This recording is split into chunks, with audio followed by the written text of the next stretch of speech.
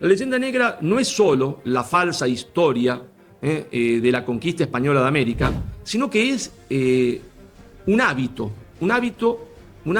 de despreciar la historia de España. Porque hay un momento determinado de la historia que los españoles empiezan a creer que la historia que los otros cuentan de España es cierta. Inglaterra va a exportar a las élites hispanoamericanas la leyenda negra.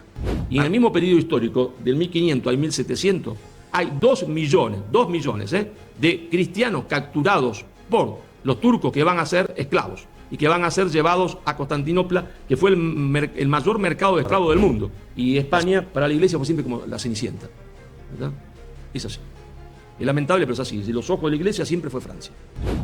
Don Juan es como Alejandro el Magno, que tenía su edad también parecida, 24 años, cuando empieza su aventura. Son esos hombres que tienen el óleo sagrado de Samuel. Así que tienen ese óleo sagrado de Samuel que Dios se lo da a algunos, que le da cualidades políticas de conducción militar y de conducción política, que no le da a todos los hombres. Algunos le dicen a don Juan, mire, llamemos a consejo. ¿Qué quiere decir llamar a consejo? Se reúne don Juan con los principales para ver si toma la decisión, si se combate o no. Lo miró y le dijo, mire, monseñor, hoy acá morimos todos, usted y yo. Hay un problema, ese problema es hoy la Europa, entre comillas, de Gomar. Esta invasión de Europa por parte de los migrantes está programada, dirigida y admitida. Eso es el Servicio de Inteligencia francés. Lo más importante, cuando uno se enfrenta a un problema, y España se enfrenta a muchos, Hispanoamérica se enfrenta a muchos, la hispanidad se enfrenta a muchos, es entender que el viento de la historia puede cambiar.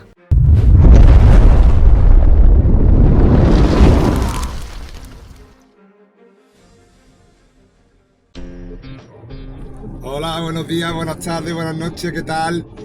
Pues aquí estamos de camino, que vamos para el Club Villanueva en Cricket o Croquet, como os dije, para la conferencia de Marcelo Gullo, que va a tener lugar hoy viernes 24 a las 7:30 peninsular, hora peninsular, aquí en Puerto Real, gracias a la colaboración y a la organización de nuestros amigos de puertorriqueños, Amigos del País, ¿no? De la asociación. La verdad que con mucho entusiasmo, con mucha ilusión, vamos en el coche con mi buen amigo Ramón Gómez. ¿Qué tal, Ramón? Buenas. Y vamos aquí a ver la conferencia magistral tras los éxitos rotundos que ha cosechado don Marcelo por Córdoba, Sevilla, va a Granada y prácticamente, bueno, incluso por Asturias también inició todo el ciclo de conferencias. Así que nada, estamos llegando, voy a dar la vueltecita aquí a la cámara si es posible para que veáis y realmente... Nada, con mucho interés, estamos ya aquí por la parte de Puerto Real y nada, os animo mucho a que veáis después, vamos a intentar grabaros la conferencia íntegra, vamos a hablar con Marcelo Gullo y nada, con muchísima ilusión para escuchar esa ponencia que además es muy necesario, ¿verdad, Ramón? En los tiempos que corren y en esta leyenda negra, ¿verdad? Que nos está tanto atacando de tantos sitios, ¿verdad? Privilegio para los gaditanos y para los andaluces tener aquí a esta personalidad que siempre lo ha defendido de la leyenda negra y ha defendido tanto la hispanidad. Pues nada, señores, vamos camino para allá, ahora nos vemos.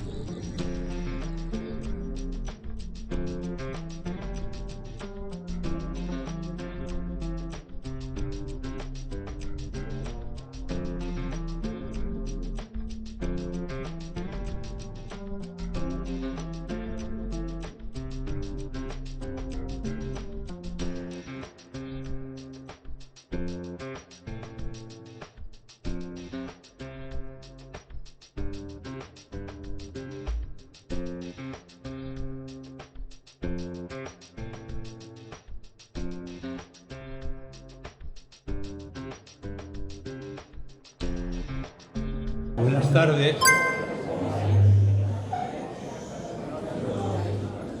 Buenas tardes. Por tercera vez vamos a tener en Puerto Real al maravilloso escritor y gran intelectual, gran maestro, ¿no se oye? Sí. Bueno, vamos a ver. Gran docente de la universidad. Y bueno, es un escritor de éxito total que escribe tanto en su tierra natal, Argentina, como en España. También edita libros, de los cuales hoy vamos a trabajar sobre uno. Lo importante de los libros que ha editado en España y que tanto nos gusta es Madre Patria, lo que América le debe a España, y que no, y lo otro Nada por lo que doy perdón. y nada por lo que pedir perdón. Esos son los 4, pero tiene una serie de libros impresionantes. Yo quiero agradecer a todos los que habéis venido a nuestra llamada y al club, a Villanueva Golf, que siempre nos acoge con el máximo cariño y la máxima eficacia. Hoy estamos un poquito justos de espacio, pero porque hay siempre algunos que se apuntan a última hora y algunos que no se apuntan y que vienen. Pero no todos son bienvenidos y estamos todos muy contentos. Hoy también quiero agradecer a Sánchez Romate, que nos patrocina, patrocina a la persona de Marcelo Gullo, mandándonos sus productos más deseados, y también a González Vía, porque nos ha mandado el coñac, el brandy, Napoleón. No, Napoleón no. No, perdón. Lepanto. Lepanto, perdón. Perdón, Lepanto. Como la conferencia va de Lepanto, pues González Vía ha tenido la gentileza de mandarnos también una botellita para que se la lleve a Argentina, no debe verla aquí. Bien, ¿por qué Marcelo es tan amigo nuestro? Digamos, ¿qué es lo que ha pasado? Bueno, la primera vez que yo conocí a Marcelo, venía de una conferencia que no había salido muy bien en Cádiz, ¿no? Me parece que era. Cádiz. En Cádiz. Y entonces, lo primero que me pidió es ir a una bodega. Entonces, le preparamos rápidamente una visita a Osborne, aprovechando que un sobrino mío es consejero de Osborne. Y bueno, la visita fue maravillosa, pero no sé en qué momento surgió que a él lo que le gusta de verdad es el cardenal Mendoza. Entonces, verdaderamente Osborne no produce el cardenal Mendoza y tuvimos que hacer un ajuste de cuentas para que los premios que se fue llevando se saliesen botellas de cardenal Mendoza, y cada día han ido subiendo de calidad. De esto. Y hoy creo yo que estamos en la calidad máxima, lo que nos ha mandado la bodega. Posteriormente, en la segunda visita que vino aquí, el tren, nos fuimos directamente a Sánchez Romate. Y allí pudimos pudo conocer cómo se producía el Sánchez Romate en la bodega. Estábamos solos, toda la bodega para nosotros. Y bueno, ya poco a poco, pues en vez de darle un marquito celebrando, siempre hemos cogido la costumbre de felicitar su actuación por una botella del mejor producto de Sánchez Romate, Cardenal Mendoza. Bien, Marcelo, bueno, casi todos los que estáis aquí lo conocéis, sabéis quién es licenciado en Ciencias Políticas por la Facultad de Ciencias Políticas y Relaciones Internacionales de la Universidad de Rosario, que es su lugar de residencia. es de ascendencia italiana. Así es. Italiano, no tiene pasaporte italiano, pasaporte argentino. Tiene hecho el diploma de Estudios Internacionales de la Escuela Diplomática del Ministerio de Asuntos Exteriores de España, también ha estudiado en España, diplomado en Estudios Superiores, grado de máster en Relaciones Internacionales, especialización de Historia y Política Internacional por el Instituto Universitario de Altos Estudios Internacionales de la Universidad de Ginebra, en Suiza, donde también ha estudiado, y el doctorado en Ciencias Políticas, mención distinguido por la Universidad del Salvador de Buenos Aires. Estas son las titulaciones que a mí me han llegado, que me imagino que tienen más. Tengo más. Tiene más. Pero esto es lo que yo he podido.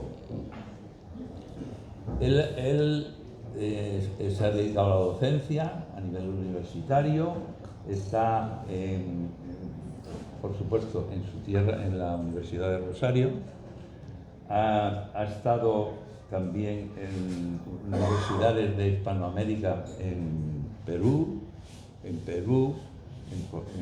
Colombia, Río de Janeiro. Río de Janeiro, y unas pocas por ahí también, no sé, algunas. También ha sido profesor titular de la Universidad Nacional Argentina LAN, el Seminario Pensamiento Nacional de Latinoamérica en el año 2012, y fue miembro de la cátedra de Historia Política Argentina, los años del 2011 al 2018. En la Escuela Superior de Guerra es profesor titular de Historia de la Construcción del Poder de las Naciones. En la Universidad de El Salvador ha sido profesor titular de Historia de la Construcción del Poder de las Naciones, que es su especialidad siempre ha sido las relaciones internacionales y también el tema del poder de las... No voy a repasar todas las notas que tengo porque es que entonces no le voy a dejar tiempo para hablar. Simplemente voy a hacerle una pregunta que me parece que está relacionada con tu libro, aunque en principio no, que me manda el catalán Teo Rubio, el mejor buceador de los pecios de la escuadra de Cervera en Santiago de Cuba. Resulta que es un catalán que vive en Terrassa y que le pregunta que qué opinión... ¿Se escucha? ¿Qué? Dice que no se escucha, que hables más cerca de... ¿Qué? Perdón. Pues, perdón. Que me manda un mensajito diciendo que pregunte sobre la opinión que le merece la propuesta hecha por el que fuera presidente del Gobierno de España, José Luis Rodríguez Zapatero, de una alianza de civilizaciones. Porque el libro, indudablemente, que vamos a escuchar ahora, habla de un conflicto que todavía parece ser que no está resuelto a lo largo de la historia. Ese es, según su criterio, se le pregunta si es viable o no es viable la alianza de las civilizaciones. Se queja Teo Rubio, que vive en Terrassa, en el barrio Can Anglada, de que allí hay ya más marroquíes que españoles, con lo cual él, cuando sale a darse un paseíto por la calle, pues tiene un complejo de extranjero en su propia tierra, porque él ha vivido allí toda su vida, aunque que yo conozca siempre ha vivido allí. Pues este es una de las preguntas que seguramente a lo largo de tu intervención se va a resolver. Y no digo más nada, pero tengo aquí apuntado un montón de cosas. Es que el currículum, el CV que tiene es impresionante, pero lo vamos a dejar para dar una conferencia sobre el CV. Y lo que hoy vamos a hacer es escucharlo a él, que seguro que os va a gustar y os va a entretener mucho más que lo que he entretenido yo.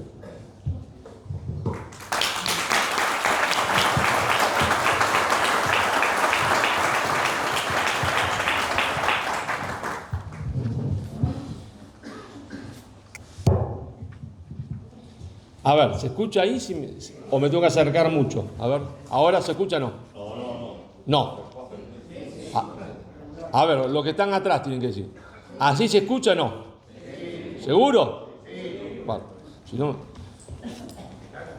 Bueno, primero quiero agradecer a mi amigo Guillermo y a todos los que lo acompañan, que han permitido que yo vuelva nuevamente acá a charlar con ustedes, a las autoridades militares presentes y a todos ustedes, que yo no sé por qué se les ha ocurrido venir hoy acá, teniendo tantas cosas interesantes para hacer, pero bueno, ya que han venido, yo se los agradezco mucho. Guillermo ha hecho un resumen de mi currículum, pero es la primera vez que dejan en claro, y es verdad, que soy un adicto al brandy. No he mentido. Y sobre todo al cardenal Mendoza, ¿cierto? Pero claro, lo peor que se lo dije delante de que alguien no lo producía, ¿no? No, a mí le dije, me gusta más el otro. Este hombre es medio que... Era una observación nada más que yo hice involuntariamente. Esa adicción al brandy español, para mí mejor que el coñac, me viene de un maestro mío, curiosamente brasileño, carioca, nacido en la ciudad de Río de Janeiro, carioca, Hélio Jaguaribe. Y entonces Hélio Jaguaribe, ya fallecido hace muchísimos años, con una gran lucidez hasta los 85 años y un hígado formidable hasta los 85 años, que yo le envidiaría. Yo sabía que cuando él llegaba a mi casa y venía, él es prologuista de mis libros, yo le ofrecía siempre, tenía preparado un cardenal Mendoza, ¿no? Que se lo tomaba en una noche, ¿no? Claro. Y ahí comprendí que la sabiduría estaba ligada al brandy. Bueno, yo tengo los defectos de la profesión, yo soy docente, ¿está? Entonces uno tiene defectos que arrastra con la profesión, como lo que tienen, que son militares, que quieren llegar puntuales a todos lados, como Guillermo, que se ponía nervioso porque no llegábamos. Levante la mano, pero sinceramente, yo no me enojo ni a favor ni en contra, los que han leído Madre Patria. Bueno, bastantes. Los que han escuchado hablar a mi persona de la leyenda negra en YouTube. Wow, un montón, todos. Pero son más los que escuchan que los que leen. Y ahí no gano nada, ¿eh? Bueno, ustedes saben, yo publiqué 3 libros sobre la leyenda negra, Madre Patria, desmontando la leyenda negra, desde Bartolomé de las Casas al separatismo catalán, Nada por lo que pedir perdón y Lo que América le debe a España. Esa es una trilogía hispanista. Y ahora yo presento este nuevo libro que se llama Lepanto. Claro, alguien podrá pensar que me he corrido de el desmontar la leyenda negra. Corrido, no sé si se usa esa palabra en España, se usa. Me he salido de desmontar la leyenda negra. Y en realidad no. ¿Por qué? La leyenda negra no es solo la falsa historia de la conquista española de América, sino que es un hábito de despreciar la historia de España, ¿está? De considerar que España hizo todo mal siempre, todo mal la reconquista, todo mal la conquista de América, para los que yo denomino negro legendario, es decir, los que tienen este hábito, España hizo todo mal siempre. Y cuando hizo algo bien, gana una batalla, por ejemplo, bueno, esa batalla no tiene importancia. Pero hombre, ¿cómo? Hizo todo mal, y si hace algo bien, eso que hizo bien no tiene importancia, no sirvió para nada, ¿está? Es un problema que yo denomino técnicamente se denomina en ciencia política endofobia. En ciencia política hay un concepto que se llama endofobia, que es en realidad el odio, el desprecio, el menosprecio a la cultura en la cual se vive, a las tradiciones de la nación en la cual se vive, e incluso la lengua, a sus valores. Esta enfermedad, endofobia, este virus endofóbico, es realmente muy peligroso, porque de extenderse en la sociedad, causa la muerte de esa sociedad, Pero esa endofobia, ese virus se originó porque hay un momento determinado de la historia que los españoles empiezan a creer que la historia que los otros cuentan de España es cierta, ¿no? Claro, en la política internacional los estados no son ni buenos ni malos, tienen intereses, y los estados no son iguales unos a otros porque unos tienen más poder que otros, y entonces hay competición entre los estados, y es natural que los otros estados, que están en competición con creen historias falsas sobre aquel estado en el cual están compitiendo. Era natural que Inglaterra, que no había podido nunca vencer militarmente a España, tratara de vencerla en otro campo, tratara de vencer lo que antes se llamaba, ¿no es cierto?, la propaganda de guerra. Es decir, después se dieron otros nombres, se le dio a eso el nombre de guerra cultural, batalla cultural. En realidad es la vieja propaganda de guerra. Inglaterra no inventa la leyenda negra en absoluto, en realidad la inventan mis parientes en Italia. Pero ahí no tiene esa leyenda negra consistencia, porque en realidad estaban envidiosos los italianos. Si Italia, claro, el tipo está en Roma, ¿no? Era la antigua Roma y resulta que los que construían el mundo eran los españoles, que había sido una provincia de Roma. Entonces estaban celosos como aquel que, yo siempre cuento así, en Argentina hay pueblos pequeños, uno va al pueblo pequeño, se enamora de la más linda, se casa y se la lleva, los del pueblo lo odian a uno. Claro, viene este tipo y se lleva a la más linda.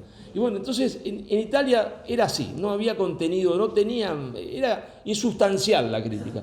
Cuando pasa a Alemania en medio de la crisis que provoca la Reforma Protestante, ya tiene un contenido mucho más serio.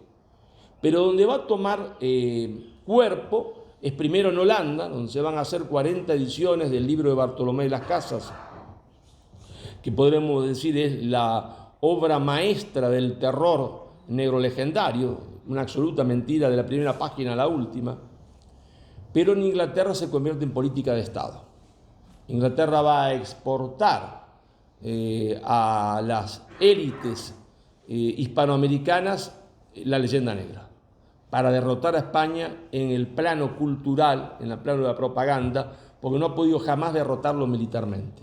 Lo ha intentado en Cartagena de Indias, lo va a seguir intentando hasta el final, en las calles de Buenos Aires, en 1806 y 1807. En 1807 mandan 10.000 hombres, no es poca cosa.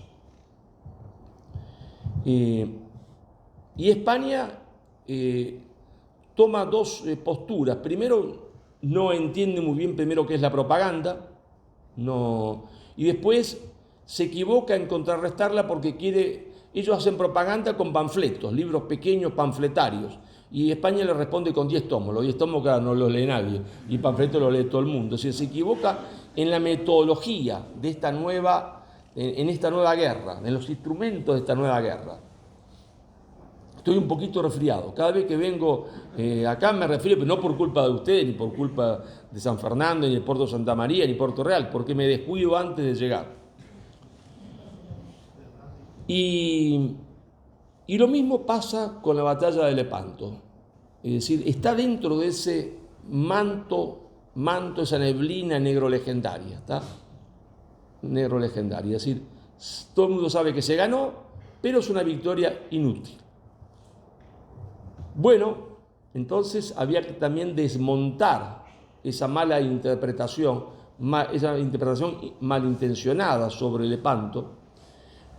Yo no le voy a contar todo el libro, ¿no? Siempre cuento la misma anécdota. Otro día se me quejó un amigo y dice, pero siempre contás lo mismo. Tengo que contarlo, es como los chistes, ¿no? Siempre cuento que cuando estaba presentando mis libros, hice la gira clásica que hago Córdoba, Sevilla, Puerto Real o Málaga, es decir, la línea del tren, claro, ¿no? Lo más práctico.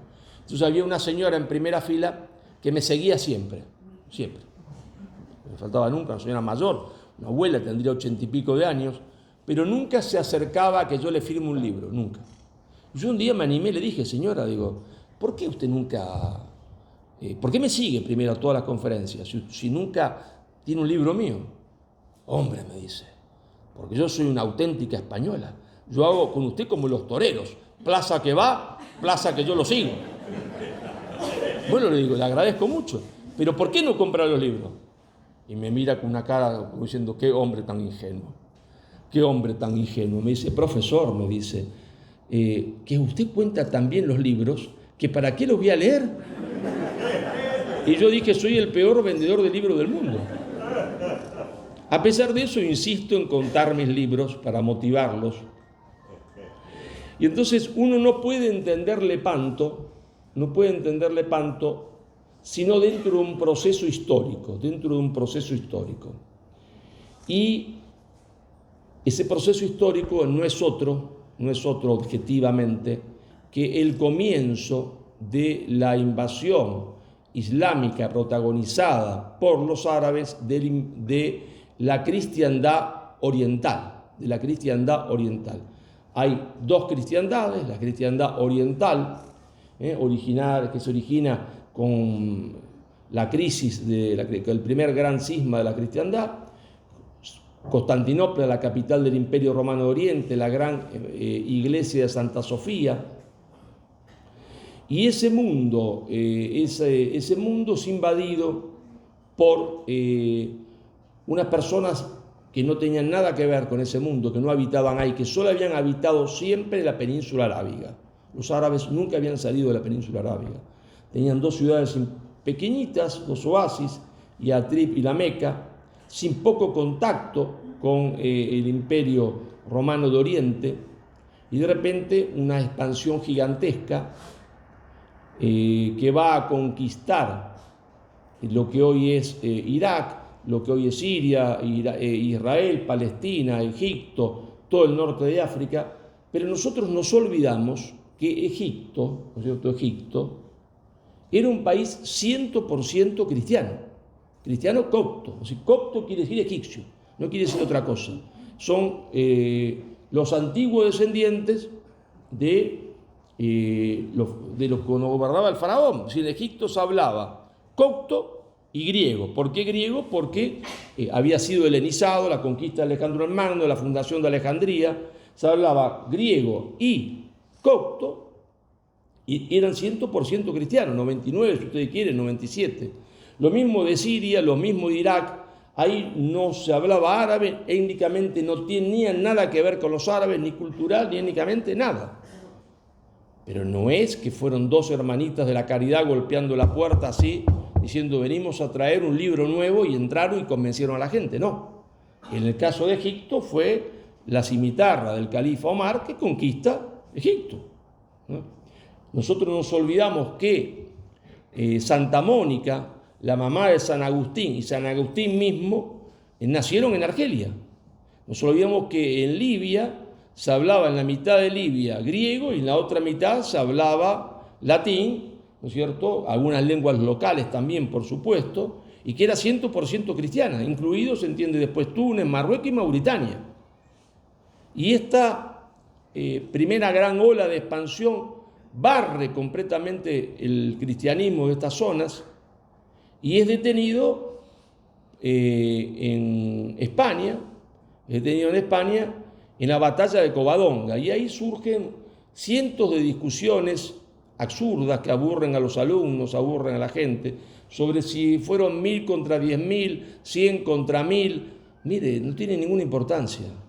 Lo que se hay que entender es el significado del hecho histórico. Es decir, si fueron 100, 1000, 10.000, da igual. Si fue una escaramuza o una gran batalla, da exactamente igual. Ahí lo que hay que entender es que hay un grupo de hombres que dice no pasarán, Si jamás nos convertiremos al Islam, jamás nos someteremos al imperialismo islámico. Lo que hay que entender es la decisión de esos hombres, la voluntad de esos hombres, de seguir siendo lo que eran y de no someterse. Pero atención, que tener una valentía gigantesca para esa decisión. Porque imagínense ustedes que ellos se plantan delante de un imperio que va desde Siria, se entiende, la península ibérica. Que ese imperio los supera enormemente en todo. Son un puñado de hombres en medio de una montaña, zaparrastrosos. Imagínense ustedes, siempre lo digo así para que se entienda, como si mañana China invade, se entiende, a España. Y España está sola. China tiene 1.500 millones de habitantes. Imagínense el ejército chino desembarcando, se entiende, en Algeciras o en Cádiz, ¿está? Y un grupo pequeño, se entiende, de hombres en Asturias, en Covadonga, que le dicen a los chinos: de acá no pasan. Hasta parece ridículo, ¿no? ¿Cómo a usted se le ocurre, se entiende, que puede detener, se entiende, a un país que tiene 1.500 millones de habitantes? Y esos tipos dijeron: al de acá no pasan. Pero ¿qué hay ahí? Hay lo que yo denomino una voluntad fundada en una fe fundante. En el origen del poder de las naciones, en el origen del poder de las civilizaciones, siempre hay una fe fundante. Cualquiera sea esta, ¿está? Cualquiera. Se puede demostrar desde los persas, los egipcios, los griegos, siempre hay una fe fundante que establece una escala de valores, que le da al hombre la fuerza suficiente para afrontar las vicisitudes de la vida, es decir, y sobre todo para afrontar los grandes momentos de la vida, los momentos difíciles de la vida. Y esos hombres detienen esta primera invasión en Covadonga, y después los francos la van a detener en Poitiers, pero Poitiers, a caballo de Poitiers a París, no hay más de 3-4 días, si están a las puertas de París. Claro, esta primera ola de invasión se va poniendo, digamos, usando un término que no corresponde a la época, pero para que se entienda, se va como aburguesando. A medida que la riqueza va haciendo su camino en el alma de los hombres, esa fuerza que tenían se va perdiendo, pero aparece en la historia un nuevo pueblo, un pueblo que se discute de dónde vienen, si vienen exactamente de Mongolia, si vienen de las estepas mongolas, si vienen de Azerbaiyán, es decir, es el pueblo turco, ¿no? Digamos que viene de las estepas de Mongolia, tampoco interesa técnicamente saber exactamente, son cosas que no, para los especialistas. Y este pueblo turco se va a convertir al Islam más o menos en lo que hoy es el norte, al Islam en lo que hoy es el norte de Irán, la antigua Persia. Y claro, y ahí sí, la fuerza del Islam vuelve a ser la de antes, vuelve a tener el vigor que tenía antes, y los turcos se proponen como un objetivo terminar un trabajo que los árabes no habían podido hacer, que es la conquista del Imperio Romano de Oriente, es decir, conquistar Constantinopla, la gran capital fundada por Constantino, y convertir la Basílica de Santa Sofía, que era emblemática, en la mezquita más grande del Islam. Y efectivamente eso lo van a lograr en 1453, en mayo de 1453. A partir de que logran ese gran objetivo, ellos se van a plantear un segundo objetivo. Y ese segundo objetivo no podía ser otro que convertir a la Basílica de San Pedro en la mezquita más grande del Islam, es decir, la conquista de Europa. Claro, los árabes habían intentado esa conquista por el bajo vientre, ¿no es cierto? O sea, yendo por el África. Ustedes no se vayan a pensar que la conquista del África se hace a caballo, desde Alejandría a Marruecos, la conquista a caballo no se podría haber hecho jamás. Ellos logran esa conquista porque logran hacerse de la flota del Imperio Romano de Oriente que está estacionada en Alejandría, ¿no? Si no, no hubiesen podido hacer nunca. Pero bueno, la estrategia árabe era la que venimos describiendo, ¿sí? El bajo vientre, cruzar Gibraltar, ¿no es cierto?, apoderarse de la península ibérica y intentar, como una maniobra envolvente, París y de Francia bajar, se entiende, a Italia. De Francia bajar a Italia. Bueno, los turcos van a intentar otra maniobra, que es otro brazo, ir hacia la Europa central. ir hacia Europa Central. Su objetivo es la conquista de Viena para expandirse, se entiende, como un reguero de pólvora en la Europa Central, en el sur de Alemania, Polonia, en Suiza. Sin embargo, sin abandonar del todo la estrategia árabe, porque esta, si bien va a ser secundaria, va a cumplir un papel fundamental, que es el papel de desgaste. En la guerra se llama una guerra de desgaste, es decir, ellos le van a encomendar a los beberiscos una guerra de desgaste, ¿no? Pero una guerra de desgaste tremendamente provechosa. Y ahora vamos a explicar por qué. ¿Por qué? ¿Por qué? Voy a hacer un pequeño paréntesis, ¿no? Hoy, en la mayoría de las universidades del mundo, lo que prima es el wokismo, ¿no? La ideología de género y el wokismo. Y el wokismo dice que todos los males del mundo, la tiene, y son las palabras que usan ellos, sobre todo las mujeres usan estas palabras, la tiene el macho blanco europeo. Una palabra que usan ellas, ¿no? Yo podría haber dicho hombre, ella dice macho. La culpa la tiene el macho blanco europeo. Y sobre todo ese macho blanco europeo tiene la culpa del mayor pecado de la humanidad, que es la esclavitud. Mire, pare usted un poco el auto, el carro, el coche, no sé cómo. Pare usted un poquito. Primero, que la esclavitud fue un pecado de la humanidad en su conjunto. Segundo, vamos a ir aclarando las cosas. Del año 1500 al 1700 hay aproximadamente 400.000, 500.000 africanos que son llevados como esclavos a América. Y en el mismo periodo histórico, del 1500 al 1700, hay 2 millones de cristianos capturados por los turcos, que van a ser esclavos y que van a ser llevados a Constantinopla, que fue el mayor mercado de esclavos del mundo. Las cifras hablan por sí solas, pero sobre todo hay que tener en cuenta que había víctimas principales de este saqueo de personas. Una víctima principal fue España, por supuesto también los rusos y los ucranianos. Y las víctimas principales eran las mujeres y los niños, porque se llevaban a nuestras mujeres como esclavas sexuales a Constantinopla. Se las llevaban como esclavas sexuales. Y a los niños, cuanto más chicos mejor. A los fuertes se los reeducaba y se los convertía en genízaros, es decir, en parte fundamental del ejército otomano, en la infantería más temible del ejército otomano. Y a los que eran débiles se los castraba, se los convertía en eunucos, se los disfrazaba de mujeres y se los usaba como objetos sexuales. Esa es la verdad. 2 millones. Entonces hay que ir aclarando las cosas, porque tal el grado de confusión, tal el grado de cobardía, porque nadie quiere decir la verdad, porque la verdad lo pone a uno en una situación incómoda, porque como ellos tienen la hegemonía en el mundo cultural, lo cancelan a uno. Entonces la gente se acobarda. Pero hay un mosquito que me quiere perturbar, lo mandaron los turcos. Sí, un mosquito. Pero yo siempre creí, puedo estar equivocado, admito que puedo estar equivocado.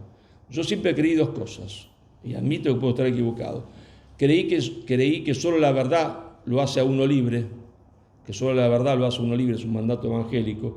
Y después, aunque no sea cierta la frase, me parece que se le atribuye a los tercios, si no es cierta, es bueno que fuese cierta, que es que solo es libre el hombre que no tiene miedo. Si no, uno no es libre, es prisionero del miedo. Y entonces, en la primera parte del libro, yo voy a describir la primera invasión del Islam conducida por los árabes a la cristiandad oriental. En la segunda parte del libro voy a describir la segunda ola de invasión, la protagonizada por los turcos, de la cristiandad oriental y occidental, porque ellos son los que toman Constantinopla. Y ahí vamos a llegar a la batalla de Lepanto.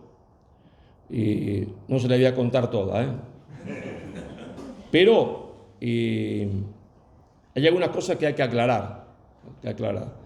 Primero, que hay un gran papa, San Pío V.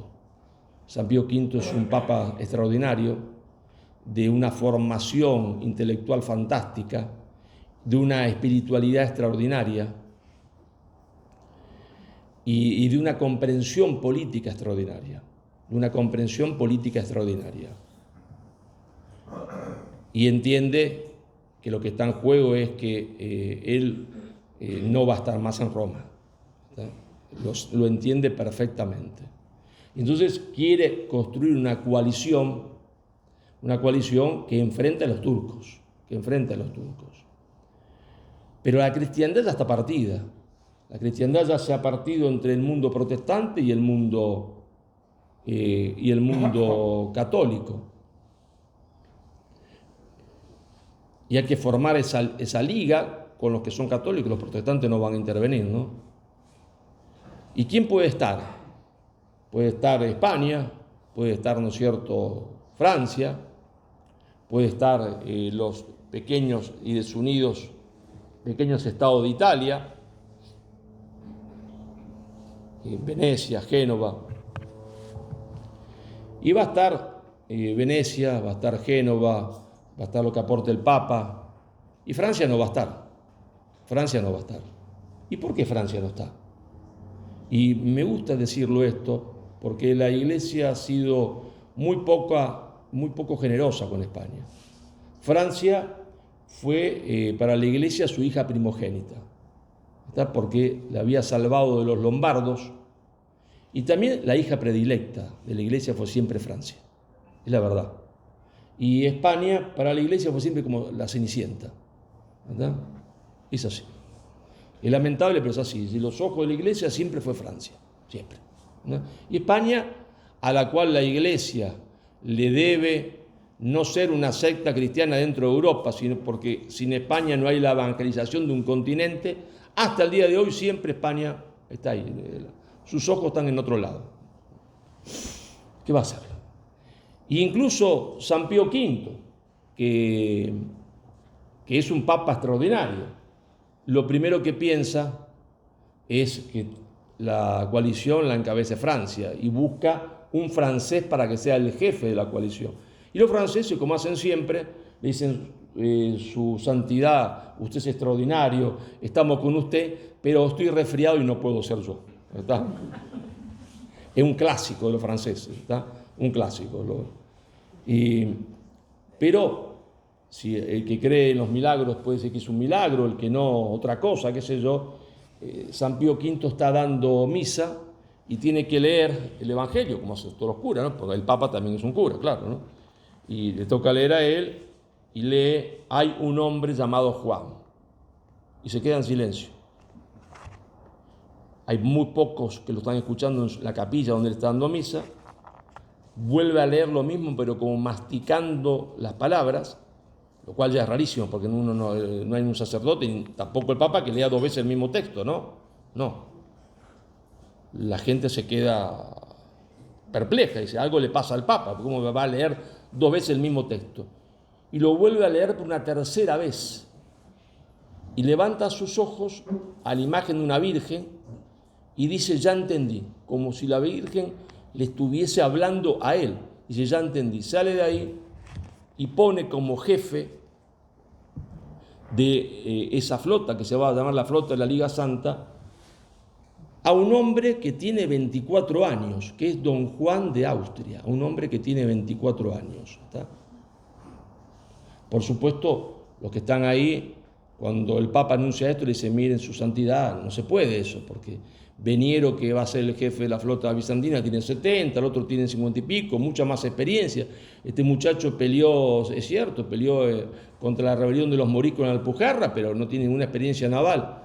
Y él le dice: no, la decisión ya está tomada, es don Juan. Y don Juan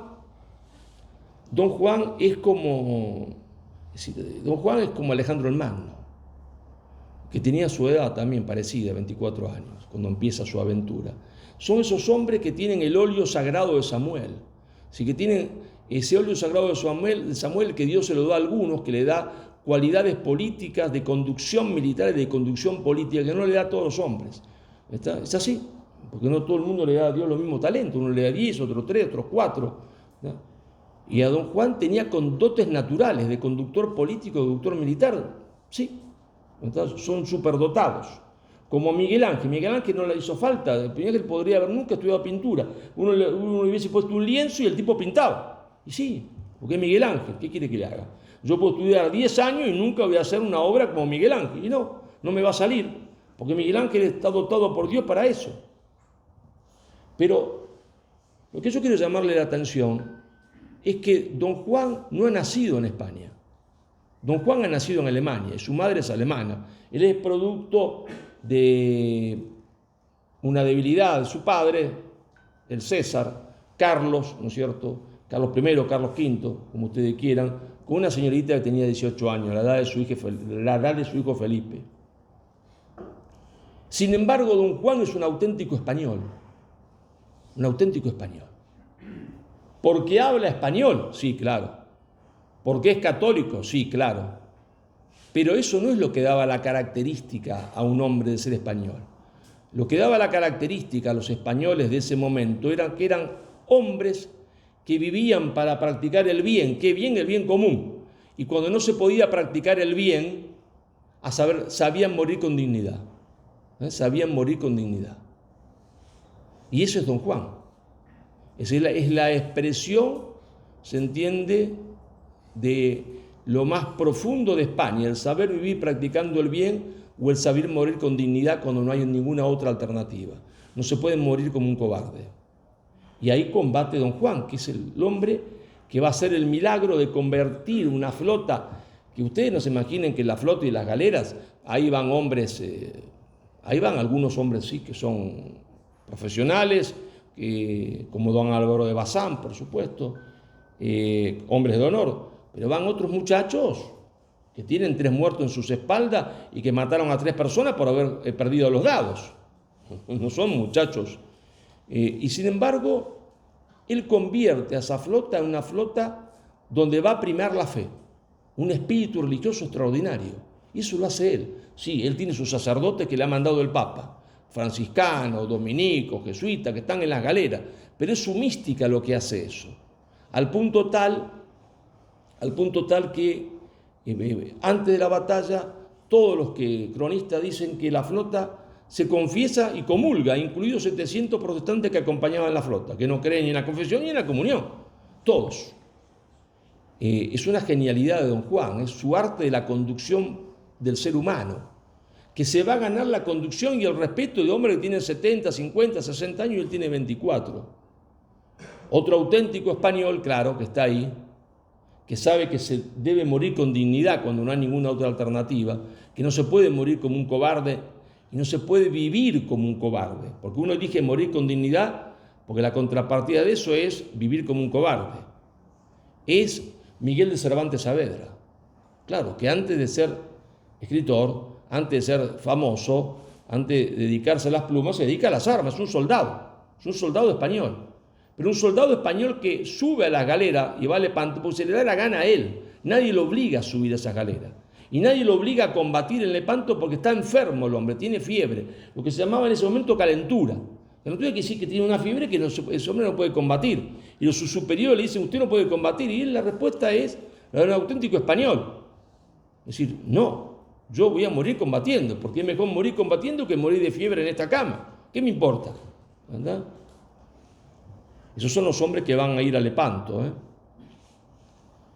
Y eso nos lleva a el concepto de totalidad y singularidad, que después me voy a explayar, si es que tenemos tiempo. Háganme acordar.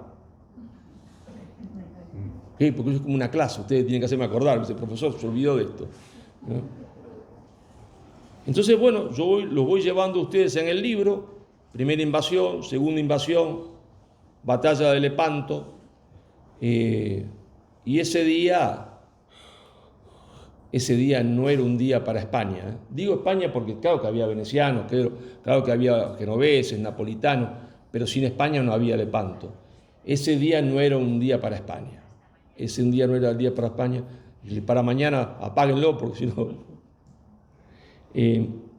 porque el viento soplaba a favor de los turcos, y porque los turcos eran más. Y porque los turcos parecían invencibles, nadie los había vencido nunca, nunca. Habían perdido pequeñas batallas, pero una gran batalla no la habían perdido nunca. Y entonces, claro, cuando ese 7 de octubre ya las flotas se ven, algunos le dicen a don Juan, mire, llamemos a consejo. ¿Qué quiere decir llamar a consejo? Se reúne don Juan con los principales para ver si toma la decisión, si se combate o no. Y don Juan, que es un auténtico español, estoy seguro en que nada puede probarse lo que digo, se debe haber acordado de las Navas de Tolosa. Se había acordado de cuando un monseñor se acercó al rey y le dijo, mire, huir no es cobardía, porque la prudencia aconseja que nos vayamos. Usted sabe, Santo Tomás de Aquino, la prudencia lo toma también de Aristóteles, hay que ser prudente. Y entonces el rey lo miró y le dijo, mire, monseñor, hoy acá morimos todos, usted y yo. Acá no se va nadie, porque se jugaba en ese momento el destino de España. Y don Juan dice lo mismo, no es hora de consejos, es hora de combatir. Y el viento que soplaba en contra comenzó a soplar a favor. Por eso nunca hay que desesperarse históricamente. A veces los vientos soplan en contra y de repente hay un milagro que hace que comiencen a soplar a favor. Claro que a Dios rogando y con el mazo dando, ¿no? Porque es don Juan el que va a decidir la estrategia del enfrentamiento frontal contra los turcos, y un poco su sueño seguramente habrá sido enfrentar él mismo, se entiende, a Ali Pasha, que era el jefe de la flota otomana que estaba en la galera La Sultana. Él estaba en la galera La Real. Y debe haber pensado en esos antiguos duelos medievales, de un duelo entre él y Ali Pasha, aunque él tenía órdenes precisas de no combatir. Él combatió, quería combatir. Él quería, porque era un valiente, un héroe. Bueno, no pueden combatir porque a Ali Pasha fue terrible el enfrentamiento entre las dos galeras, ¿no? entre la Real y la Sultana. Cuando chocan fue una cosa, una carnicería. Un momento en que parece que ganan los turcos, momento en que parece que ganan los cristianos, después los turcos reciben refuerzo. Eso fue una cosa atroz. Para suerte de don Juan y de la flota, un tiro de arcabuz le golpea en la cabeza del casco a Ali Pasha, no lo mata, pero cae en el suelo y no se sabe quién le cortó la cabeza, pero le cortan la cabeza, a ciencia cierta no se sabe quién, y bueno, ahí resonó, por supuesto, el grito de victoria, ¿no? En toda la flota, y de a poco ese resonar de victoria se va haciendo cada vez más profundo y los otros abandonan la batalla, a pesar de que en uno de los frentes, uno de los flancos, no frente, en uno de los flancos, eran ganadores los turcos. Digo frente porque ustedes no se imaginen que las galeras no es como en las películas de piratas que se tiran cañones. La artillería era para usar a 2 minutos al principio. No es que se enfrentan y se tiran tiro uno de acá, se chocan cada galera con galera y es un combate de infantería en el mar. Peligrosísimo, porque lo que más temen es caerse en el agua. Si se caen en el agua se ahogan por el peso. Temen más eso que morir de un espadazo o con una cimitarra. Y el viento sopló a favor y se ganó esa batalla. Ahora, claro, yo pregunté a ustedes, ¿han leído Madre Patria? ¿Por qué le pregunté esto a ustedes? Porque yo soy un cientista político y un hombre formado en la Escuela Superior de Guerra en Argentina. Sí, a mí la historia, a nosotros la historia nos interesa en tanto y en cuanto nos sirve para explicar el presente y hacer prospectiva sobre el futuro. Se llama prospectiva, no adivinar. Nadie puede adivinar el futuro. Eso es imposible. Nadie puede decir lo que va a pasar dentro de 10 años, 15 o 20. Pero sí hay una ciencia que se llama la ciencia de la prospectiva. Uno, a partir de las variables que tiene, analizándolas, las variables sociológicas, históricas, culturales, puede proyectarlas. Si las variables se mantienen igual, el resultado va a ser uno cree. ¿Está? Es decir, aquello que Cervantes decía, olfatear la historia, se puede olfatear. ¿Está? Si uno olfatea la historia, conoce la historia, olfatea el futuro. ¿Está? Olfatea el futuro. Más o menos puede decir el futuro va por acá. El futuro va por acá. Claro que si uno sabe que el futuro va por acá, el pasado puede cambiar el futuro. Fíjese usted que el pasado puede cambiar el futuro. Si conozco el pasado, conozco las variables y cómo las variables se proyectan, yo puedo tomar medidas para que las variables cambien. Es decir, si yo tengo un auto que está en una autopista, está de Madrid, se entiende, qué sé yo, a Córdoba, ¿está? Y ese auto va a 180 km por hora, y yo en la variable que ha proyectado sé que dentro, o intuyo que dentro de tanta cantidad de kilómetros va a haber, o ya hubo un accidente, o va a haber un accidente, sé que si no disminuyo la velocidad, ese auto choque y se matan todos, ¿verdad? Y entonces yo siempre voy al pasado para volver al presente cargado de hipótesis con las cuales indagar el futuro, que es lo que nos interesa siempre, porque la historia si no, no tendría sentido. Miren, si ustedes, supongamos que Guillermo está enfermo del corazón, está enfermo del corazón. Guillermo no sabe nada de historia, que sí sabe él, pero supongamos que no sabe nada. Él no sabe nada de la historia ni de su papá ni de su abuelo, ¿está? Entonces va al mismo médico que fue su abuelo y su papá. Y ese médico le había dado al abuelo una pastilla y lo mató, ¿está? Le había dado a su padre una pastilla y la pastilla lo mató. Guillermo va al mismo médico y el médico le da la pastilla que también lo va a matar a él. Si no sabe nada de historia, ¿qué hace Guillermo? Toma la pastilla y se muere como se murió su padre y su abuelo, porque el origen de la mala política siempre es el desconocimiento de la historia. Siempre es el desconocimiento de la historia. Ahora, si él sabe que esa pastilla lo mató a su abuelo y a su padre, le dice, un momentito, a mí no me va a dar 3 veces lo mismo, no, pare usted, ya engañó 2 veces, no puede engañar más. Por eso la historia es tan importante como las matemáticas o más, porque depende del conocimiento de la historia el destino de los pueblos. Del conocimiento de la historia depende el destino de los pueblos. Los pueblos vuelven a ser engañados una y otra vez y reiteradamente. Y entonces en la última parte hay un capítulo muy polémico que se llama Lepanto a la batalla inacabada, que decía la batalla inconclusa. ¿Qué he hecho yo en ese capítulo? Bueno, como quien tiene, usando la metáfora del médico, como quien intuye que tiene un problema importante, ¿qué hace? ¿Se queda con la opinión de un médico o va a varios doctores, a varios médicos? No, trata de ir a varios, a los mejores que pueda, y los consulta, a ver si tiene que operarse, ¿no? Y de qué, y quiere tener distintos diagnósticos o opiniones, o no han hecho todo el mundo lo mismo ustedes. Sí, claro, yo no me voy a quedar con la opinión de uno solo, yo quiero saber a ver qué dice Mengano, Perengano, el mejor que esté en Galicia, lo voy a ver qué me dice, qué es lo que tengo. Bueno, entonces yo dije, hay un problema, ese problema es hoy la inmigración islámica en Europa, y para la dirigencia musulmana, no para la gente común, no para el hombre que está trabajando de carpintero, de herrero, no, eso es en todo caso es una masa de maniobras, se dice en el ejército. Sino para la dirigencia, Lepanto es una batalla inconclusa. Entonces dije, bueno, ¿qué opinan de esto los principales pensadores de Europa, que tienen mucha más autoridad que yo? Y entonces dije, bueno, hay que ver la opinión de grandes pensadores, y entre ellos a un pensador intachable, porque ya murió en realidad, Giovanni Sartori, italiano. Giovanni Sartori es un pensador que trabajó el tema de la democracia en Italia y en el mundo como ninguno, doctorados honoris causas en la mayoría de las universidades norteamericanas, un pensador liberal antifascista, a quien nadie podrá acusarlo jamás de nacional católico, fascista, falangista.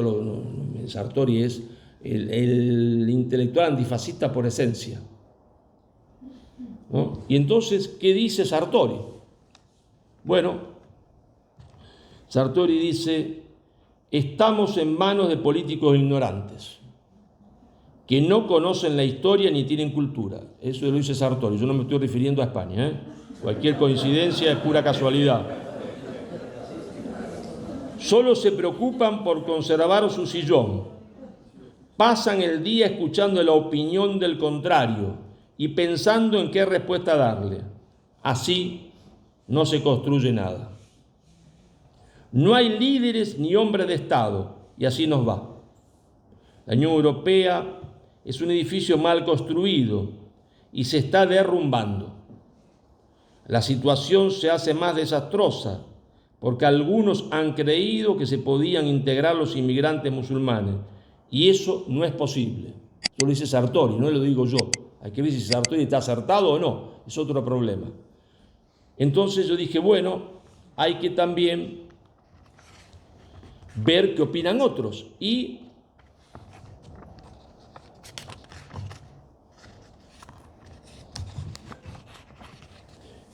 en este caso a Sartori, yo tomo una cita de un libro de Sartori. En el caso que voy a contar, fui a entrevistarlo personalmente. Entrevisté a dos grandes intelectuales franceses. Sartori es el pensador emblemático del liberalismo en Italia. Gilles Lipovetsky es el pensador emblemático del progresismo en Francia, el más importante intelectual. Un hombre que fue el que parió el concepto de posmodernidad, libro famoso como El imperio de lo efímero, y a él lo entrevisté. Y le digo, mire, ¿usted qué dice? Sartori dice esto, ¿y usted qué dice? Y él dice, no, Sartori está equivocado, eso es un pensamiento apocalíptico. Muy bien, bueno, ustedes van a encontrar una cita mucho más grande, yo estoy resumiéndola, porque si no voy a leer todo el libro y no salimos nunca más de acá. Después fui a verlo a Jacques Attali. Jacques Attali es otro gran hombre del pensamiento progresista en Francia. Dos veces lo vi, le cuento una anécdota, porque yo llego a la oficina de Jacques Attali, como todos los progresistas, él tiene una oficina en un lugar, en un barrio, digamos, humilde, carenciado de París, ¿está? Y entonces llego a las 4 de la tarde, y le digo a la secretaria que tengo una entrevista con Jacques Attali, veo que discute él con la secretaria, ¿no? Digo, ¿qué estará pasando? Sale Jacques Attali. Nosotros en Argentina a las personas chiquitas de estatura le decimos petizos, porque viene de petit en francés, ¿no? Petizo. Sale el petizo y me dice, arrogante como todos los franceses, dice, usted ha llegado tarde. ¿No está? Tenía la entrevista a las 2 de la tarde. Yo le dije, no, yo tengo la entrevista a las 4 de la tarde, no, que usted la tenía a las 2. Entonces saco el papel oficial de Francia, que lo que me habían hecho toda la gira, y digo, acá está, 4 de la tarde. Ahí se quedó, el petizo se quedó, ¿no? Entonces me dice, bueno, lo veo la semana que viene. Pero yo, escúcheme, le digo, yo vengo de Argentina. Yo, no, ¿cómo vengo de semana que viene? ¿Qué quiere que haga? Yo tengo que volver. Vamos la semana que viene. Bueno, ¿cuándo se vuelve? Y el sábado, era viernes eso, ¿no? ¿A qué hora? A las 12. Bueno, entonces venga a mi casa a las 7 de la mañana, ¿no? 7 de la mañana. Yo me acuesto siempre mínimo a las 2 de la mañana. Para mí a las 7 de la mañana, como se le dicen, a las 4. ¿No? Ya, yo tenía que hacer la entrevista a Attali, no había otra cosa. Entonces, claro, ya no era un barrio carenciado, ya era, o sea, fuera de París, un petit château francés, no sé, ya era otra cosa. Lo de la oficina era para la gilada, era para una cuestión de marketing. Ahora la casa de él era otra cosa, ¿no? Entonces, 7 de la mañana yo dije, este petizo a mí no me agarra más, yo 7 menos 5 le toco el timbre. Toco el timbre, 7 menos 5, sale el petizo y me dice furioso, usted cuando no llega tarde, llega temprano. Ah, dije, ahora lo boxeo, ahora lo agarro, acá me iba a abusar porque es chiquito. Entonces, a este sí pues lo boxeo fácil, digo, ¿no? Digo, no, calmate, vos sos un intelectual, un periodista, un profesor, no podés andar haciendo este papelón, le vas a pegar a Attali, vas a salir por todos lados. Sí, calmate, me repetía yo, ¿no? Los ganas no me faltaban de boxearlo. Hago la entrevista, tenía una pared, era coleccionista de relojes de arena. ¿Y qué me responde él? No solo que lo de Sartori es apocalíptico, sino que esa inmigración que Sartori califica como una invasión es una suerte. Ahí está Sartori, Lipovetsky, ¿no es cierto? Jacques Attali. Claro, tampoco me quedé, dije, hay que buscar más opiniones. Va a encontrar un montón usted en el libro. Y voy a darle la última, la otra la buscan en el libro, pues yo quiero que me compren el libro, ¿no? Les advierto que el autor es el hombre más estúpido del mundo, porque es el peor negocio, no gana nada el libro. Gana el 10% del libro, lo cual le dan 2 euros al autor. Cuando el Estado le cobra los impuestos, le deja 1. Entonces, les voy a dar la opinión de alguien que habrá sido muy conocido por ustedes en los últimos meses porque era uno que podía ser papa, ¿verdad? Y todo el mundo lo conoció por eso, que es el cardenal Sara, africano, ¿no es cierto? ¿Y qué dice Sara? En un libro cuyo título dice mucho, el solo título. El título es Se hace tarde y anochece, un título estremecedor. Dice Sara, repito, no el profesor Marcelo Gullo, que no tiene autoridad para esto. Europa parece estar programada para su autodestrucción. Europa parece estar programada para su autodestrucción. Las tecnoestructuras europeas aplauden los flujos migratorios o los alientan. Piensan exclusivamente en términos económicos, necesitan trabajadores a los que pagar poco. La ideología liberal prevalece sobre cualquier otra consideración. Hace poco, el general Gomar, que dirigió el servicio de información militar francés antes de dejar el ejército, explicaba, entre comillas de Gomar,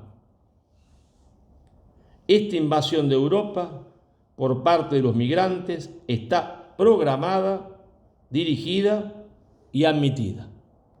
Eso es el Servicio de Inteligencia francés.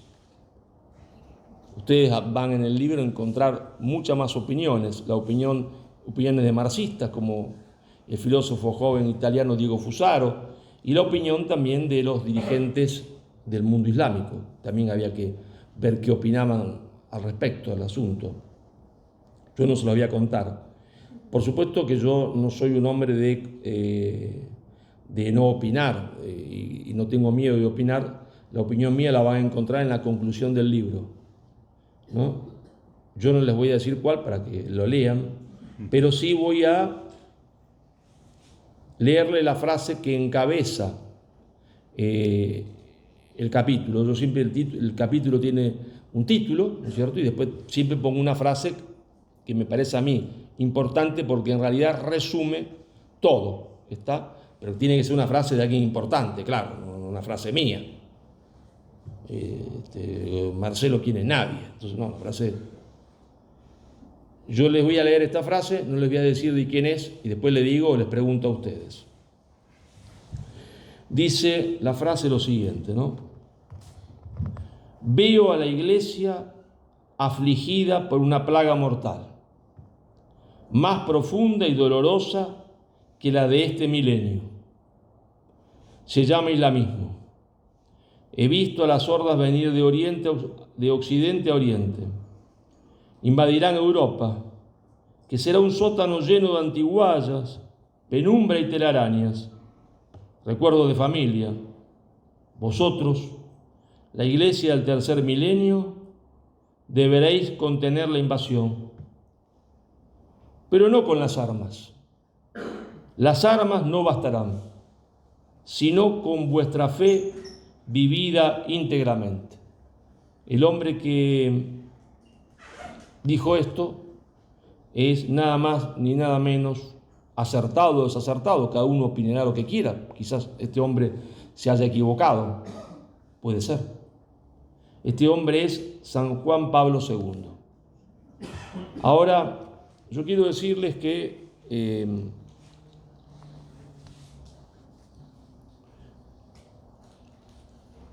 dependiendo si Juan Pablo II está acertado o no, pero lo más importante cuando uno se enfrenta a un problema, y España se enfrenta a muchos, Hispanoamérica se enfrenta a muchos, la hispanidad se enfrenta a muchos, es entender que el viento de la historia puede cambiar, pero el viento de la historia cambia cuando los hombres también quieren que cambie, ¿está? Por la frase de que a Dios rogando y con el mazo dando, ¿no? yo siempre cuento un chiste que es que hay un hombre que va todos los domingos a misa, se van todos y se queda rezando delante de Cristo, ahí clavado en la cruz.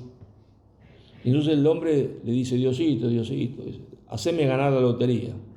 Así 1 año, 2 años, ¿no? Todos los domingos. Un hombre de fe, evidentemente, todos los domingos. Ahí, un día ya Cristo está cansado. No hay nadie en la iglesia, se baja del madero, ¿no? Saca ahí, se saca los clavos, se baja. El tipo está asombrado, se sienta al lado de él, lo abraza y le dice: yo te hago ganar la lotería, pero vos, hablaba en argentino, fíjense, pero vos por lo menos comprá el billete, comprá el lunes el billete. Y entonces, bueno, muchas gracias.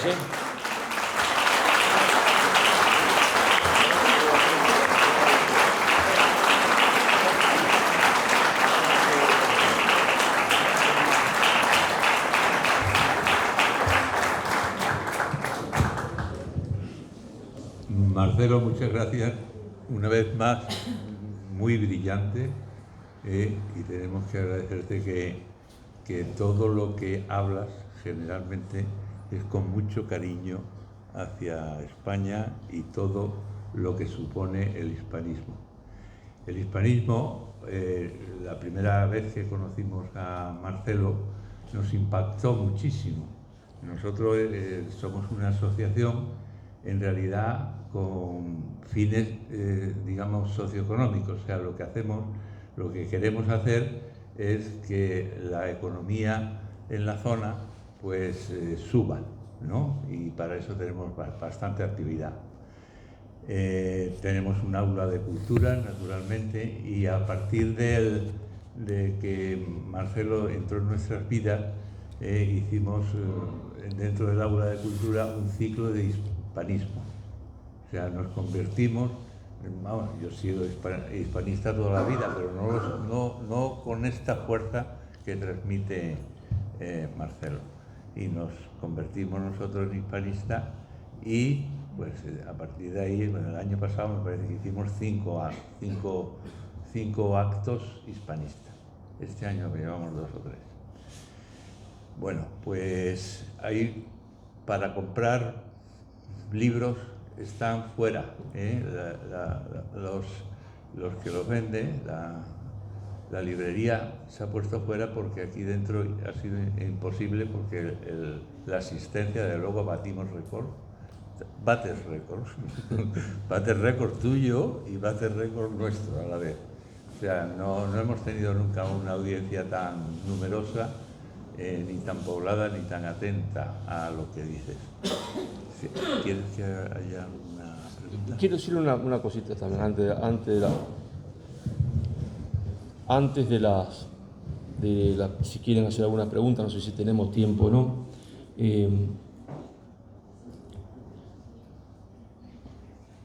En Oviedo, una señora me preguntó, no lo hizo con mala intención, me dijo: ¿usted por qué se preocupa tanto por España? No es una mala pregunta, ¿no? ¿Por qué escribe tanto sobre España? Y yo le dije: mire, le voy a decir dos cosas. Primero, porque me duele España. Me duele. Segundo, porque mire, yo me acuerdo siempre de una reunión que hubo en Argentina entre el presidente Juan Domingo Perón en ese momento y su gabinete. En esa reunión de gabinete están los archivos, la reunión se transcribió. España estaba en una situación muy desesperada porque los soviéticos y los norteamericanos habían decidido un bloqueo económico y España venía de malas cosechas, no producía la cantidad de alimentos suficientes y habían decidido que los españoles se iban a morir de hambre. Eso es así. Y entonces se reúne en la reunión de gabinete, se ve bajo la orden presidencial las formas de enviar comida a España, de firmar convenios Y el ministro de Economía, como un buen ministro de Economía, le dice, mire, esos convenios están muy bonitos, todo, pero esta gente no va a poder pagar nunca porque están arruinados. Así que lo que usted dice no se puede hacer porque es absolutamente ilógico. Y entonces el presidente de la República, que en ese momento era Juan Domingo Perón, lo mira fijo a los ojos, como diciéndole, después de esto no hable más. ¿Está? Lo miró fulminante y le dijo, mire, le dice, usted va a mandar esos alimentos a España, porque un hijo nunca abandona a su madre. Un hijo nunca abandona a su madre. Por eso...